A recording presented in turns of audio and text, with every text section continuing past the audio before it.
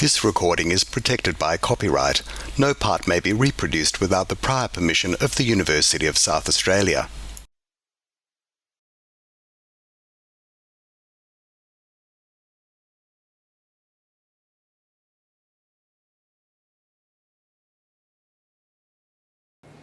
Good evening. My name is Jacinta Thompson and I'm the Executive Director and Events and Exhibitions Producer of the Bob Hawke Prime Ministerial Centre. I would like to acknowledge that the University of South Australia meets on the land of the Kaurna people. We wish to express our respect for the Kaurna people, their elders and ancestors, and acknowledge the spiritual and cultural relationship the Kaurna people have with their traditional land. I extend that respect to Aboriginal peoples from other areas of South Australia and Australia. I would like to welcome you all on behalf of the Hawke Centre and the University of South Australia to our In Conversation and book launch with the dynamic Ronni Kahn, founder of food rescue movement OzHarvest. Tonight, Ronni will be in conversation with South Australian chef and Tasting Australia Festival Director Simon Bryant as they discuss Ronni's recently published book, A Repurposed Life. Ronni has co-written this wonderful book with Jessica Chapnik Kahn. I'm thrilled to welcome back Ronni Kahn to the Hawke Centre following her 2018 UniSA Nelson Mandela Lecture, and to also welcome back the wonderful Simon Bryant.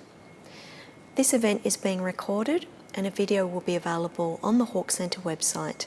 We encourage you to bring this to the attention of friends and colleagues who could not join us online tonight. I'm sure you will find this a truly inspiring and passionate conversation, and it is now my pleasure to welcome Ronni Kahn and Simon Bryant. Thank you. Ronni, wow. One night, the birds were tweeting when I finished it at 6:30 in the morning. I'm not a big highlighter of books, but so many pages are highlighted in here. I thought I was old and sort of almost wise, but you really are. I love the title. What is A Repurposed Life? Thank you, Simon. Such a treat to be talking with you, and I'm honestly honored that you read the book through the night. Honestly, that's so exciting for me. You know, I think I've always had purpose in my life. At some point it was to look after my children. At some point it was to make money. But I think when I started asking myself the question, what does the world need from me, not what do I need from the world, that's when I repurposed my life, when I decided and chose to start OzHarvest. That's really when I realized, and that was my shift to repurpose my life. I'm going to come back to the money thing in a minute because it fascinates me, because you've trod the boards between a successful, highly successful and driven business person, but I keep seeing this pattern in charity and money. So we'll park that one for a moment. But had so many surprises when I read the book. I didn't know what to expect of your past. What's the biggest secret that you think that you've let people know about you? And was it a secret? Look, the biggest thing that I've not spoken about ever out loud, and certainly not in my OzHarvest years, was the Untitled Chapter, which I didn't realize would be so juicy, and that's what so many people focused on. I mean, that was my shame, that was my humiliating moment. And I just, in keynotes, and I've done thousands of keynotes, it just could never come up. So I sort of skipped over that being that core reason for me to switch my values and reevaluate. So I managed to tell the story of OzHarvest for 16 years without ever really mentioning that. But when I sat down to write the book, it was like, how could I not put that in?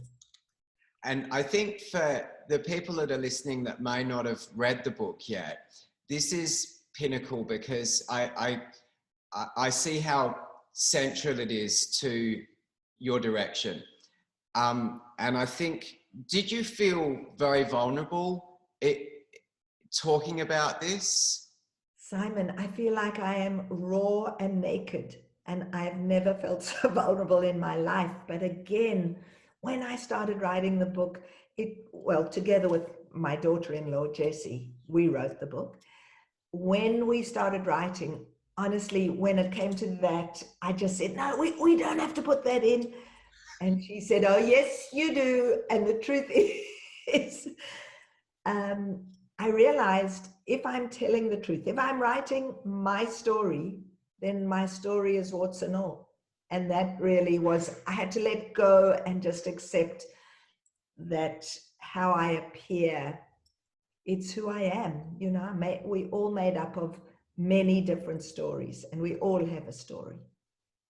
Ronni, I can understand that you feel that maybe you felt vulnerable, but you've shared so many bits of your life, and it is an extraordinary life. Geographically, I was fascinated about your very young years in South Africa.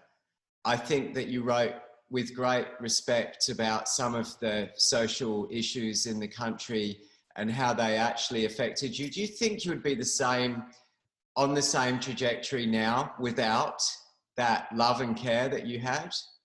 No, there's absolutely no doubt that growing up in South Africa, first of all, affected every part of my life, every part of my continuing life and my adult life. And how my parents nurtured me and how we were brought up in this weird, extraordinary situation where people are discriminated against because of the color of their skin affected everyday decisions for my parents and for us. And I definitely think that had I been brought up somewhere else, you know, my life would have been different. There's no doubt that for me, starting OzHarvest was definitely in some way, subliminally, unconsciously, penance for the fact that I never did anything in South Africa. I find your take on that very interesting, penance. I think that you were in a system that was not of your making, and you navigated through it in a way with real grace. And to read it, I was quite moved. To feel powerless by those sort of systems is interesting. When did you start to feel powerful, Ronni? It's a great question. You know, there's no doubt leaving South Africa, I escaped that. So it wasn't conscious and on myself all the time. But in some way, I did know that I was escaping, but I certainly never verbalized it or outwardly said it. I honestly think that I became powerful when I started OzHarvest, really, because it gave, suddenly I could make choices about challenges that I was seeing. Or when I was rogue food rescuing, you know, I guess really right from that beginning. But even volunteering at times through my life gives you a sense of power, because you're making a choice to do something for others that is valuable and is just unconditional. I sense, and I want to talk a lot about OzHarvest because I find the whole project fascinating and some of your stories around it really interesting and mind-bogglingly optimistic that you approach this. But I got a sense you left South Africa, you did tertiary education in Israel, and you found yourself in a quite, well, probably not an uncommon situation in Israel in that era. Would you like to explain how you were living? Absolutely. So I landed up on a kibbutz, which is a socialist way of life, and such a different way of life. I mean, the dichotomy between growing up where nobody was equal to living in a society that you worked according to your ability and got according to your need was just extreme and fascinating, and on an idealistic level, so optimistic and so beautiful. Just the reality of living it is somewhat different. Now that is fascinating because you sense this creeping unrest when you read, as a reader, when you read about your young children growing up and the work. I felt you were underutilized, and maybe there's this sort of period where it seems like you're going through this restlessness. Is that correct? And is that what was driving you somewhere? Absolutely. And I think restlessness is a beautiful word. And I don't think I actually used that word in describing, but absolutely that restlessness, that just knowledge that actually this might be idyllic for many people. And of course, no life where you're society, where you're mixing and melding with people is actually idyllic, because there's always conflicts of interest and conflicts. But it really created a deep dissonance within me. One, the failure, and it's interesting because this word failure comes up. You know, I so ideally wanted to be living in that situation and loving it and embracing it. But a part of me, my independent streak, my entrepreneurial streak, that I didn't even know that word then, just got the better of me. And I think underutilized is right. I couldn't tap into my full skill set and my full knowledge there. But I blame me for that. You know, the society was working fine. I couldn't fit in.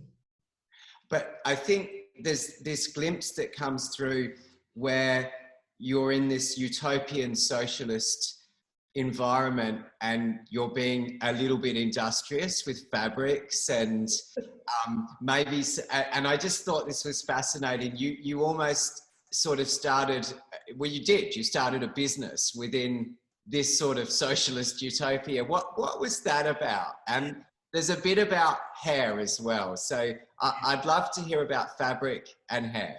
So fabric for sure. I've always clear. It's so interesting. My mother was Miss Practical.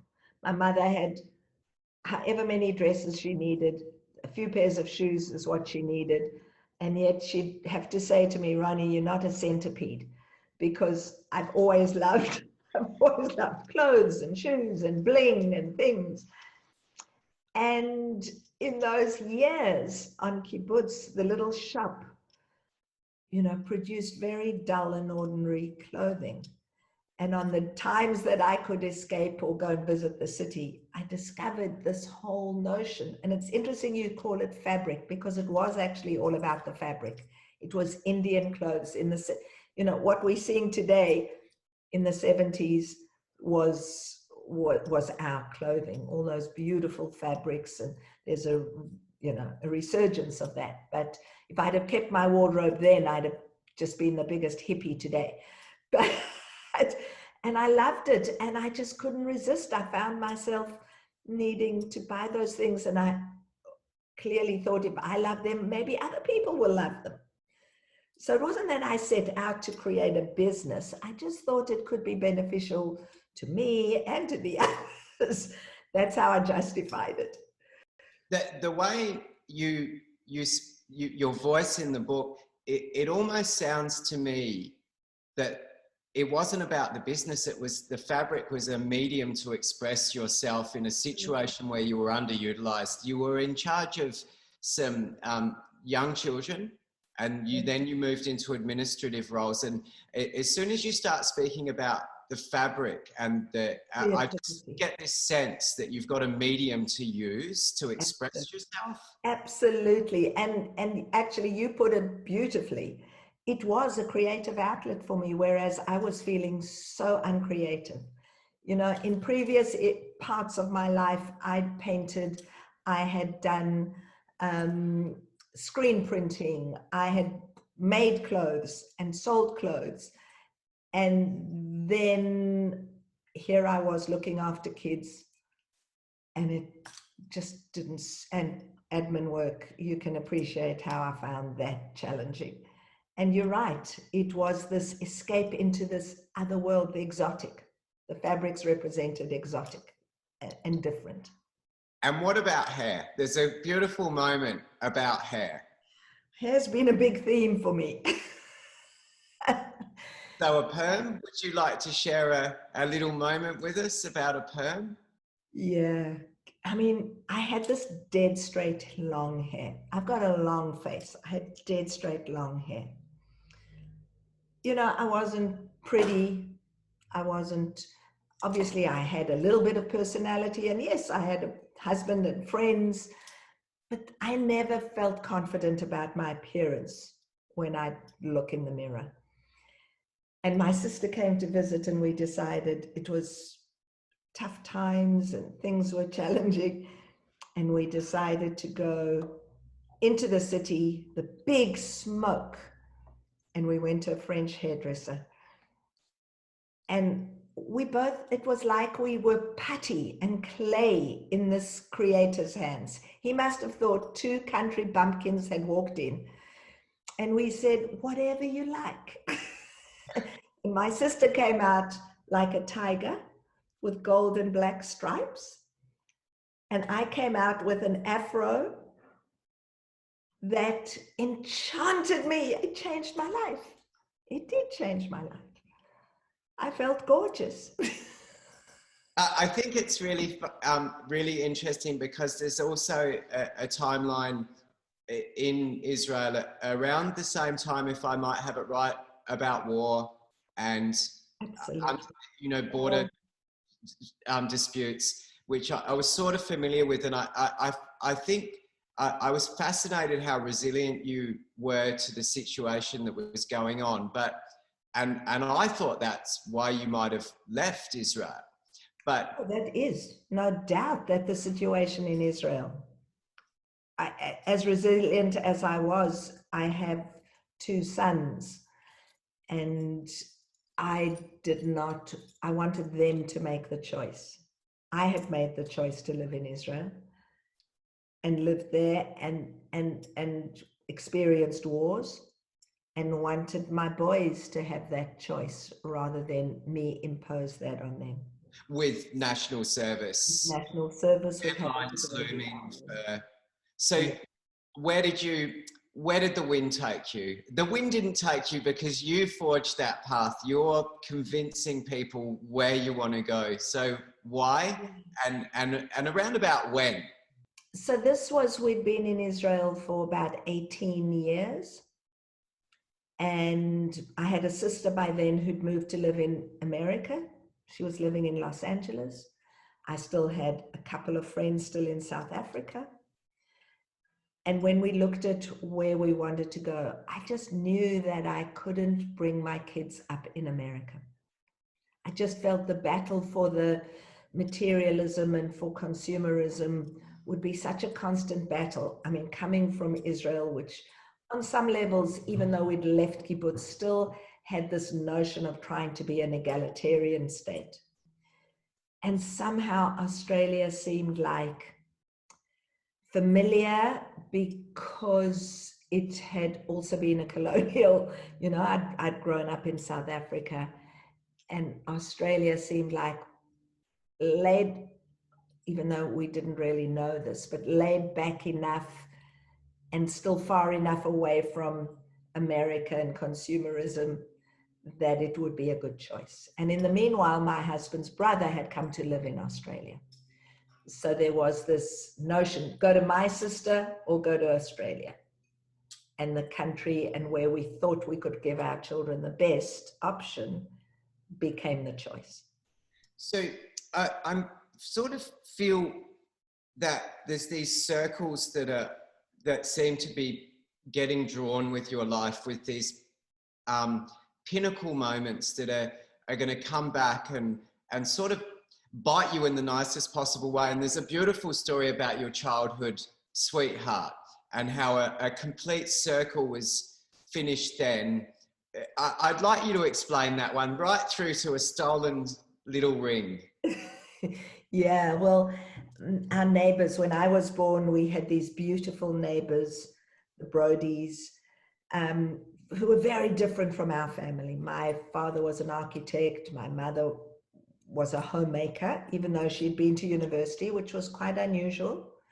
Her father really valued education, came as an immigrant to South Africa, couldn't get educated himself, and all his children, 3 daughters and a son, went to university, which 100 years ago or 80 years ago was a big deal. But my mother was a homemaker.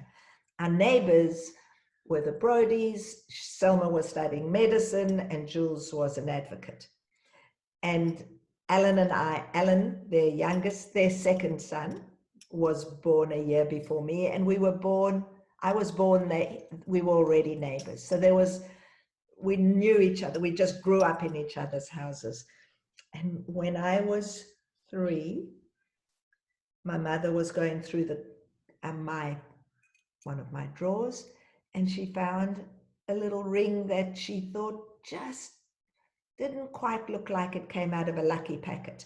I don't even know if you know what a lucky packet is. We could get a lucky packet for 10 cents, or actually for two pennies, 2 cents, and it had a few lollies and always had a charm in it.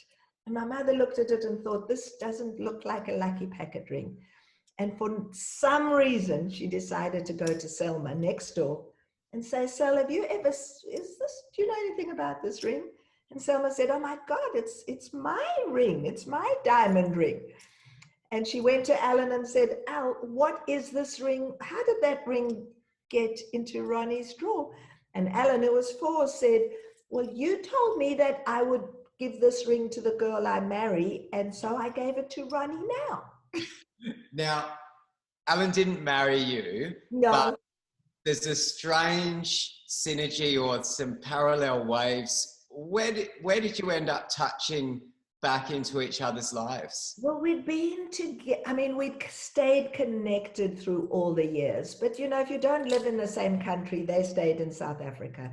I lived in Israel and then Australia. And we'd stay connected, but I didn't know the intricate details of their lives.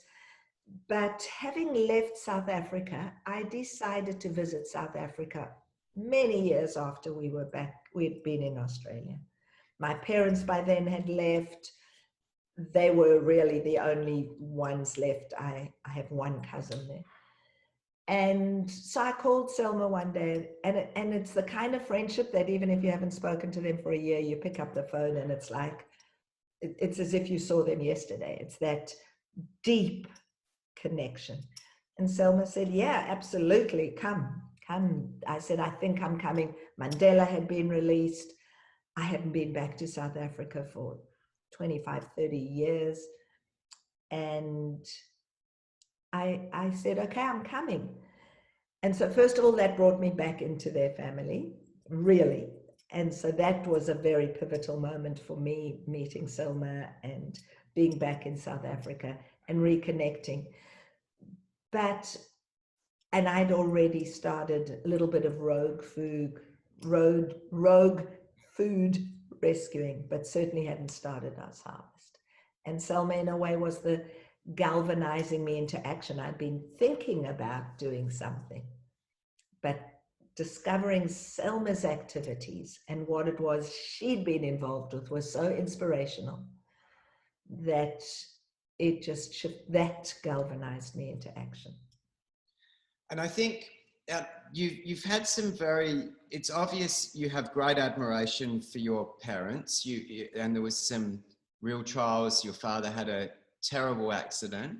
Your mother really showed her mettle by holding the family together. You lived next door to someone that was way ahead of their time in advocacy, and you keep finding these people, or they find you, or you're a magnet to them. There's a lady in the West Coast of America that you go and see, and she leaves you a little bit of a crumb. Do you want to talk through the harvest and absolutely ideas around food rescue? Yeah, so I stumbled when I had decided to start OzHarvest. I was just working out, what would I do? How would I actually do this? I knew what I was doing in my business life. I had a van, and I'd go at the end of an event, I'd take food. And I was thinking, well, how would I scale this up after I'd been to South Africa and I'd committed now to myself that I was going to start this. And, you know, I do think the universe often brings you what you need. It certainly has done that for me. And I stumbled across this organization in America that was doing exactly what I planned to do, but I didn't even realize that when I first came across them. I just thought they were an event company. And I managed, once I decided that, oh my God, why would I reinvent the wheel? If somebody's already doing this, I should go and find out more. And so my sister lived in Los Angeles. So I called her and said, I'm coming to America. I've got to find this woman, or person. I didn't know it was a woman. I thought, I've discovered that there's an organization rescuing food. I'd try and call them, and all I'd get was, if you have food, leave your number. But it didn't help me, because of what I really wanted to find out was who was behind this. And so I decided to go to America. And I flew into America, and my sister, in the meanwhile, I'd said to my sister, you find the founder, find it so that I can talk to this person. And it turns out, like the universe, she was in LA and she lived right there. And I called her from the airport and she agreed to meet with me. And she came to meet with me.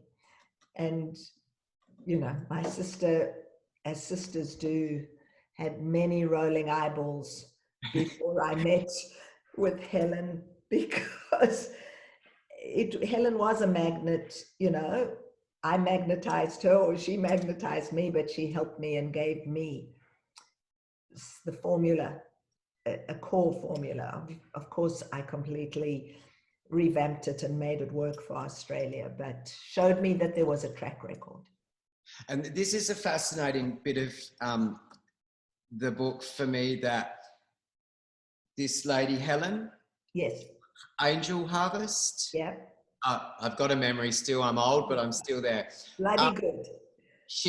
She, and you sort of pay homage, I guess, in the name of OzHarvest. Is that right, Ronni? Yeah, absolutely. And then her question. I was going to ask you about the thing that she taught me, really. The one thing was, she shared with me the methodology that they used. But then she said to me, Ronni, what is your agenda? And, you know, I didn't really understand that question. She said two things. She said, the board will be the jewel in your crown. And since I'd never created a board, I had no idea what that meant. And then she asked me, what is my agenda? And that took time for me to also absorb and understand what that meant. Because over the years, you know, because OzHarvest has been successful, there've just been so many moments that, you know, you land up winning awards. You don't do any of the work you do for the awards, but you win awards, or you get considered someone who's doing something special, and you get validated in so many ways, and it's just so precious. And I've had, over the years, I've had people who think that is a reason to do something.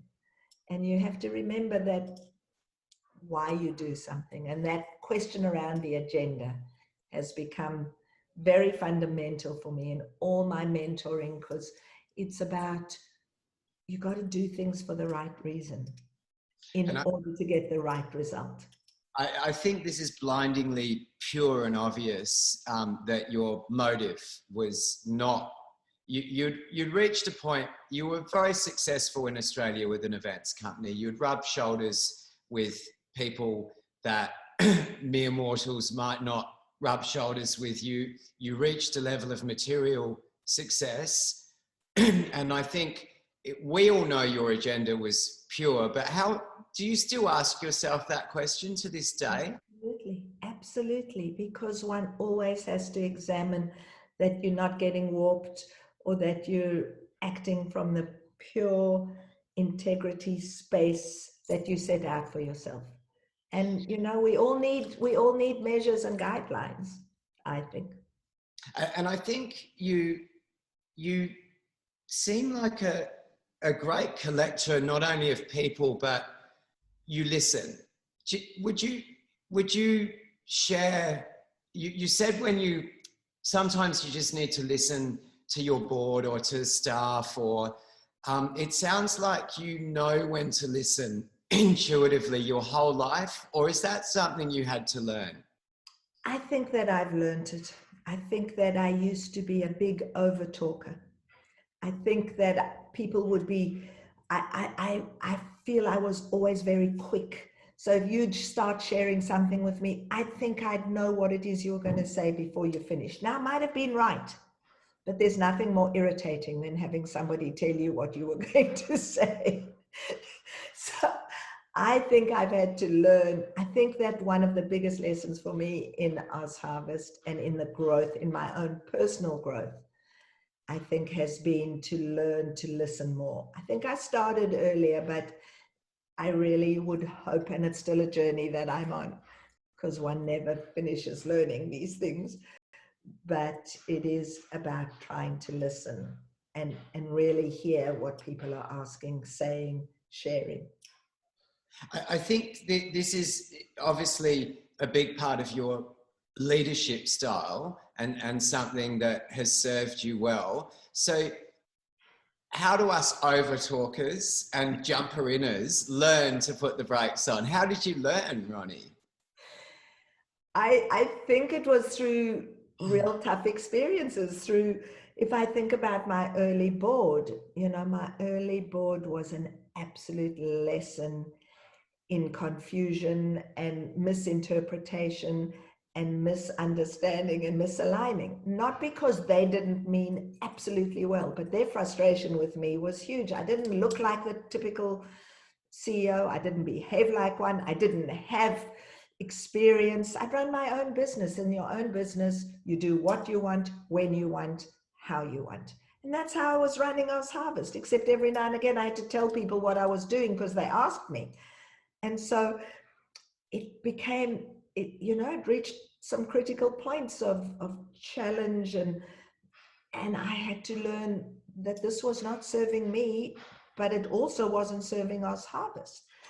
And so, there were many tears and some tough lessons. And I think as you mature and as you get a little older and maybe a little wiser, not a lot, but just a teeny little, you learn that even if you did think you know what somebody says, it's really valuable to let them express it themselves. And you learn so much. I think you always talk about the support that you got to get OzHarvest off the ground. So you're in the book, you're running around like a crazy lady with bits of food left over from functions, ringing random shelters and people. And I think it sounds really exciting, but there's this burning desire to take it somewhere bigger, and hence you start getting a structure in place. And there's a beautiful moment in your writing when someone asks you, what do you want? Someone's going to back you, help you with some maybe money or legal advice. What do you want? And they don't seem shocked at what you want, and you seem surprised that they don't seem shocked. So you just keep upping the ante. So maybe you are a good talker. What did you ask? I have to say, I definitely have the ability to sense. I think I have the trust. Here's how I'll explain it. When you're doing something really fascinating for a cause that is separate from you. Simon, if you said to me, Ronni, what do you want for you? I'd say nothing. If you said, but what do you need? What does OzHarvest need? Shit, I could give you a list from here to Timbuktu. So I think you get empowered when, I'm so passionate still about what we need, what people can bring me, that I tend to sense what would be the best thing to draw out of people. But I still get shocked every time when I'm cheeky or when I'm push people. that they respond so positively, and they do. It's extraordinary. And the only reason I shine is because I have extraordinary people around me. I think that there's a lot of people that you name for their generosity, amazing people along the path. Before, I'd have to say, you made giving food to rescue instead of the rubbish bin sexy. And before that happened, I think there's a point where everyone joined you, and how could they not? It's a beautiful vision. But who really stood out for you in the early days as someone that was brave and was prepared to? It was hard. You keep talking about these chefs that say, oh, no, it's too hard, Ronni, I can't. It's too hard to give away, or legislation that's too hard. So who's been the bravest person along with you in your journey? You know, if I think about it, really, my brother-in-law, Anthony Kahn, who was by then not my official brother-in-law, who opened that door for me to Macquarie Bank, who believed in me. I mean, it's not like he had seen me do anything. When I went to him and said, I'm going to start a food rescue organization, and this is what it's going to look like, and this is what it's going to be. I mean, it was me talking out my, just dreaming, really. But I wasn't dreaming because I knew that I could do it. I knew there was food. His trust in me enabled so much more to happen. So from that point of view, it's that people open doors along the way. In terms of the chefs, it was Neil first. Neil didn't just say, that's impossible. He just said, that's bloody awesome. I'll do what I can to help you. He was never going to make food for me. And in fact, he did once make food. And I said, no, that's not the point. I don't need you to make food. We've got to rescue the food. But so I really did try to name the people. You always worry that you're going to leave off names. And of course, I've left off names. But I really wanted to acknowledge that this is not something that I did on my own, that I have all these extraordinary people who lent a hand and who helped to make it happen. I feel that you felt when you and I understand what you're saying, that you're not asking for yourself, so you feel a real sense of legitimized urgency to what you needed to ask. But I couldn't help laughing. You were asked, what do you need? And you said, a van, and there was no resistance. So you said 2 vans. Exactly. And I love it. I'm going to take my chances. But quick, before they change their mind about the one, I'll ask for 2. But there's a fascinating, or a very humorous PowerPoint anecdote about Ronni and her love of PowerPoint. So could you talk us through that? Absolutely. I mean, I'm fairly untechno to start off with. And when I talk about OzHarvest, or in those early days, I hadn't even ever been a public speaker, but suddenly I was asked to speak and to share. And then when Macquarie Bank invested in me, and they brought me in to talk to one of their groups, and I did it this way, this is what we're going to do, and it's passionate and lovely. And the head of the foundation said, that will not do. You need to create a PowerPoint. Now, I barely had a computer then, not to mention know how to use a computer. So my friend Colin, who worked with me, helped me create a PowerPoint. But it's one thing creating a PowerPoint where you show us. I never understood the point of a PowerPoint, because it's like says, my name is Ronni. It's like, what do I think people can't read? I have to have on the slide, my name is Ronni. And then you have to say, whatever you were going to say, you had to put on the PowerPoint. Anyway, she made me redo the speech I'd done. She said, no, now you go away and come back with a PowerPoint. But in true my style, I started talking, and then, I was showing the slides before I'd got there, and then I'd said what I said after I'd been there, got backwards and forwards. Even she, halfway through, said, ditch the PowerPoint. And that was my saving grace, because I've never used a PowerPoint since. So what's the lesson? The lesson is you talk from your heart, you're sharing something very real. That I always think when I see these PowerPoints, it's because people need their own prompts for their own stories. So for me, it didn't work. I'm sure and can see how it works for so many people, thousands. I mean, I think the PowerPoint people must have made zillions and trillions. I didn't support their platform. I'm not a PowerPoint person. It sounds like, it sounds like you've embraced your eccentric sort of nature of how you run a business and how you deal with people, but it seems like you've just been surrounded not only by strong people. We talked about your parents and next door neighbors and nanny, and but also just eccentric people. It seems like you collect them, Ronni. Is that fair? I think I do. Clearly, I'm a little bit wacky, and therefore I'm a magnet. I always say I'm a magnet for magnificent people. I like that. Among those magnificent people, there are all kinds of magnificent people. There's one question, and you talk about some secrets in there, but what is the yellow? Is that a secret that we'll never be told about? Is it about lemons and life gives you lemons? I just ponder on it, Ronni. What is it? You know, I think I've never studied marketing. So it's not like I clearly am a marketer. I have to accept and acknowledge that I have some innate skills around marketing. But when I was thinking of the color, I just thought, what is the most visible, first of all?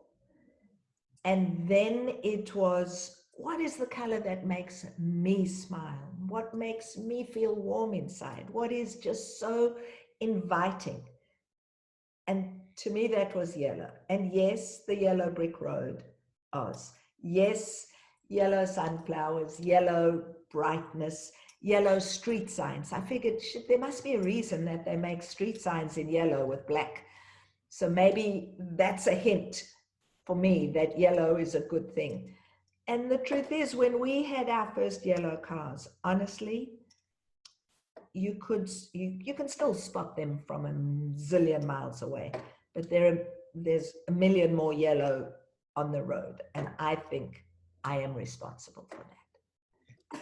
You are, and I always sort of think they're everywhere. You just can't not see them. They're everywhere, zooming around, busy little bees, and It must give you great satisfaction if you're just not at work that day doing something and to see that yellow van. Is that a source of satisfaction still? It happens every single day. I can be somewhere, not in the office, not somewhere. I can be sitting having coffee. I could be having a meeting. I look out the window and a yellow OzHarvest van drives by. It is enormous pleasure. It's like, oh, I'll never get used to just the joy of thinking, oh, wow, there's an OzHarvest van. Oh my God, there's an OzHarvest van. It fills me with joy. There's a sad story about a yellow vehicle as well. A dear friend who helped you greatly at OzHarvest. Is that something you could share, Ronni, or is it something you can only write about? No, I'll share, but I might cry, but it's very beautiful. One day I got a call, and this guy says, I'd like to volunteer for you. Now, it was in these days, we have at least 150 people a week, 2 weeks asking to volunteer for us. So we have a whole process. In those days, if you called me and said, I'd like to volunteer, I'd say, great, do you want to come and meet me? And it was a one-on-one interview with me, or once I got my first volunteer coordinator, it was like she was doing one-on-ones. And this guy just sounded gorgeous. And he said, can I come? I've just sold my business. And I said, sure. And he came in and he said, listen, I don't want to be retired. but I don't need to work anymore. And maybe I'll work 1 day a week. Anyway, it didn't take long before he was working 3 days a week. And he said he was the happiest he'd ever been. He was running the logistics for all our casual drivers. And he was just gorgeous. And he'd travel overseas. I mean, he had a rich life and he had a full life. He'd asked me permission to go on holiday. And wherever he'd go, he'd wear an OzHarvest t-shirt. He said this was the most blessed work he'd ever done, and he loved it. Turns out that he'd actually offered himself to many different charities, and they'd said, oh, you're overqualified, or you won't last with us. Why would we invest in you? And he was just magnificent. And then one day he called me and said, Ronni, I'm not coming into the office today. And I said, what do you mean? Like, what's going on? And he said, I'm going to have to go to see my lawyer, and then I'm going to the hospital. And he was diagnosed with lung cancer. And he said, I don't have long to live. And it was just when we were rebranding all our vehicles. And he had it. The day he came to see me for his first interview, he had a yellow and black Mustang. I said, listen, you're part of our family. I mean, I like the Mustang, but I'll have that one, but you're part of the family. You know, he loved vehicles, he loved cars, and he was so excited about the rebrand where we put all the vehicles, all the little icons on the vehicles. And so he hadn't been at work for a few weeks, and he was really fading fast, but his partner, the love of his life, this new beautiful woman that he found a few years before, called and said, I'm bringing him in to look at your vehicles because he really wants to see. And he came in and he was frail and the vehicles were there, and next to the vehicles was parked my red Prius. And he looked at our vehicles and he just said, they're so beautiful. And as he turned away to go and leave, he turned around and he said, the CEO of OzHarvest needs to be running around in a yellow vehicle. Everyone needs to see her coming. Please, will you go and buy yourself? He didn't actually say please. He said, I want you to go and buy yourself a new Prius vehicle from me. I said, don't be crazy. It's a great idea. I'll just paint my red one yellow. He said, no, you won't. He said, take my card. I want you to go and get a brand new Prius, because that's what I want to see the CEO of OzHarvest driving. And you know, there's a time when you know when you have to take a gift. And I took it and I went and bought that vehicle. And he didn't live to see it, except that he did see it, because on the day of his wake, I was asked to come to the funeral and to the wake. And I drove up to the church, and I have no idea why, but the parking right outside was vacant. And I'd had written on the vehicle, we love Chris. His name was Kevin, and his partner's name was Chris. I had written on the vehicle, we love Kevin and Chris, on both sides of the vehicle. And when the undertakers, when they carried his body through, he had to walk right past the vehicle. And the reason I put that on the vehicle is because every day since, and I still drive that car, somebody will say, why do you love Kevin and Chris? And I can tell a beautiful story about Kev, who not only came and volunteered for us and changed and helped us so immensely, but his generosity was he gave me the car. I think that when I read that, I was, look, I'm a boy. We're not moved to tears very easily, but I was, not just the sadness of the story, but the moral. You just said it. You've got to know sometimes when to take a gift. And I didn't get it. And I just put the book down for a minute. And then I sort of understood Is that something you found hard, Ronni? Because you're so driven and you're so critical of yourself. Obviously, you're so, I don't know, you like this sort of never satisfied, maybe. Not in a bad way, just driven. It was very hard. It was hard. It was like, oh, you know, that's such a lot of money, and how do I do that? And then the pleasure that once I'd said, you know, I had to think about it. Then I also had to check with the board that it was okay, because you know, you don't just, I mean, it did save OzHarvest money, and it saved us a lot of money by giving it to us.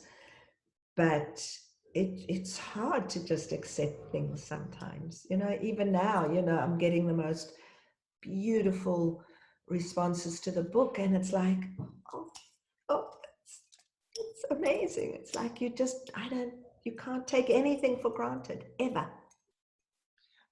On that, you've collected not a box, but a shipping container full of memories. Some of them pretty impressive. You've met Jamie Oliver, you've met Camilla, you've been ordered, you're an Order of Australia, correct? Member of Australia, Order of Australia, sorry. You obviously have rubbed shoulders with people that are, and the Massimo dinner, fantastic. Some of these things, what's one memory that if you had to go and pull it out of the shipping container and just keep it in a little box and carry it around, what would be the one memory? You know, it's the one that I never put in the book.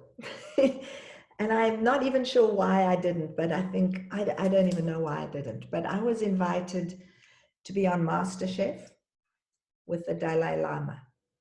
Now, can you imagine that the Dalai Lama agreed to go on to MasterChef? And the reason he agreed, and the reason I agreed, was because he said, we eat. We live to eat. He says, I eat to live.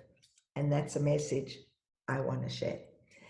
And so when he agreed to go on to MasterChef, and I was invited to go on with him, I had this, I had an opportunity to walk, and he walked slowly, and this is many years ago, so he even walks slower now, but I had this opportunity to accompany him, and he held onto my arm to walk from where we were to where the studio was taking place, and it was at least a 15 or 20-minute walk, and we were chatting, and he's impressive. He's impressive. It was an extraordinary moment. So that's one that I didn't put in the book, but is a very precious, just learning humility, learning to truly listen. If anybody truly listens, it was just beautiful. And yes, you know, having Camilla come and visit was quite interesting, and being told that no hugging. And I thought that was ridiculous. I mean, poor woman. Imagine not being hugged. And now we've all gone a year with no hugging. And I can't wait to get back to hugging. It'll come back. Things go around in circles. Exactly. I feel like there's nowhere to go after the Dalai Lama, but I didn't mean to railroad this conversation, but I always think, well, how come I never put that in? I think it's amazing. I just think that's it, finished, Dalai Lama. But I'm going to ask you, there's a spiritual side to you, Ronni, and you talk about some experiences in India and how your son led you there. And I think it's fascinating that you start the idea that maybe you've got to go and rescue your son from this charlatan. What happens? Cult. What happens? Convinced my son had been pulled into a cult, and it was up to me, super mother coming to pull him out. And boy, I dived in hook, line and sinker, because what was so extraordinary about arriving in India and meeting this extraordinary human being was the pure intent of service. And it didn't take me long to realize why, that I should have trusted my son to know that not only would he not get involved in a cult, but that he was following something very precious. And my teacher has been my guiding light for the last 18 years around service. That's what we are here to do, to serve others, to be good, to look after the planet, to do what we can. So that is the penultimate question. Once someone's read your book and you've captured, you know, we're all so busy and we're running around like idiots and we're all me. And then you read a book like this and you have a moment and you have a window to rethink. What's your one wish that would come out of someone reading this book? If there's such a thing, if you could package a little magic genie in the back of the book and they rub it when they finish, what wish would it be? You know, would it be okay if I read a letter that I got this morning? Absolutely. From someone, because I couldn't actually have written it better. I had it this morning just because I've read it and reread it, because I couldn't have wished it. I couldn't have said it better. But I'll paraphrase it while I'm looking. Basically, for me, what I wanted was that, first of all, every single person that reads this knows that every single one of us has special qualities within us. We don't have to look left, we don't have to look right to see who we need to be. We just need to be ourselves. And if anybody, what I would want is that a shy person, an ordinary person, anybody reading this book knows that they can make a difference. It's not the size of the difference, it's that they find a way to do something for somebody else. And it's not about the size. It's that they have permission and they have the ability to think and find purpose in their own life that gives them their joy, their bliss. And it doesn't have to be anybody else's. I think that's the perfect answer. And it leads to the ultimate question, which is, if everyone can play a role, what does a teaspoon mean to you, Ronni? I love my teaspoon story. I wear a teaspoon in my ear to remind myself. The teaspoon for me is that, would you like me to share the teaspoon story, or Absolutely. just say what it means for me? I would like you to share anything about the teaspoon. So I came across this quote, which when I used it the first time and saw the power of it, I've now used it 1,000 times and knew that it had to be in my book. And the quote was really how powerful a symbol this is to the fact that we all have a teaspoon. And I'll start with the end before I share the story. We all have a teaspoon. And if we use our teaspoon for good every single day, like we use a teaspoon without thinking about it, then the world would be a better place. And the quote was from Amos Oz, this beautiful Israeli novelist who passed away, but had written, I think, 46 novels, and was a peacemaker and an extraordinary moral compass of Israel. And I found this quote of his when I was asked to read a piece at a ceremony around his funeral time. And it goes like this: in the face of a huge conflagration, such as a fire, we as human beings all have 3 principal ways we could behave in the face of this enormous fire. Number 1, you can look at that fire and run away as fast as you can and let those that cannot run burn. Number 2, you can write a letter to your newspaper demanding that the powers that be take action against whoever caused that fire. Or number 3, you can run and find a bucket. And if you don't have a bucket, you can find a jug. And if you don't have a jug, you can find a teaspoon, because every single one of us has a teaspoon. And yes, I know that a teaspoon is tiny and the fire is huge, but there are millions of us. And if we all use our teaspoon, we can put out that fire.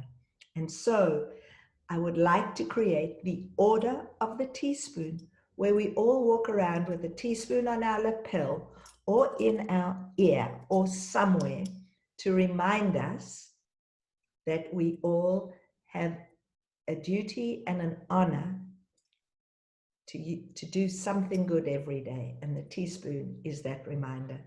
And when I shared that first story, and I offered somebody, and I had a teaspoon, and I said, would anyone like a teaspoon? I had people leaping up out of the audience, and it's as if it gave them permission to go out and do good. I have people who call me to say, I'm using my teaspoon every day. I've just done this, I've just done that. So it is a precious symbol to me around a reminder for the good that we can all do. And it's not about the size, but it's about the doing. I've got no words to follow that up with, Ronni Kahn. You're an extraordinary woman. Thank you for your time. Thank you, Simon, for reading my book, for reading it with such care and interest, and for being willing to interview me. I really thank you for that. Well, it's a beautiful book, Ronni. Absolute privilege to be able to chat to you. And when this world stops being crazy, I look forward to... I'm coming to meet with you. We're going to go and have a night out, a meal. And I'll wear my only piece of yellow clothing. I love it. I just love that you wore that. Take care of yourself, Ronni. Be Thank good. you, you too. And thank you so much for doing this.